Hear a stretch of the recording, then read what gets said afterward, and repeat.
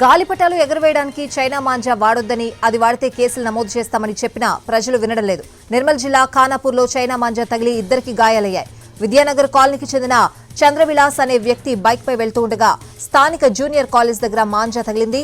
దాంతో చంద్రవిలాస్ మెడపై తీవ్ర గాయమైంది. దాంతో స్థానిక హాస్పిటల్ కి తరలించి చికిత్స అందిస్తున్నారు. మరోవైపు నడుచుకుంటూ వెళ్తున్న కడెం మండలం మాసాయిపేట గ్రామానికి చెందిన ఎర్రన్నకు చైనా మాంజా తగిలి చేతి వేళ్లకు గాయాలయ్యాయి. చైనా మాంజాలను ప్రభుత్వం నిషేధించినా ఇష్టానుసారంగా దుకాణాల్లో విక్రయాలు చేపడుతున్నారని స్థానికులు ఆగ్రహం వ్యక్తం చేస్తున్నారు.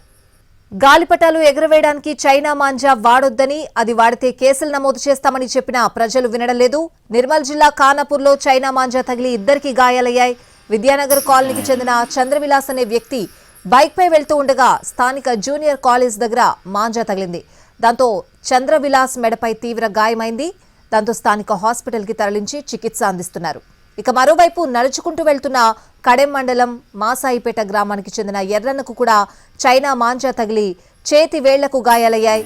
చైనా మాంజాలను ప్రభుత్వం నిషేధించినా ఇష్టానుసారంగా దుకాణాల్లో విక్రయాలు చేపడుతున్నారని స్థానికులు ఆగ్రహం వ్యక్తం చేస్తున్నారు.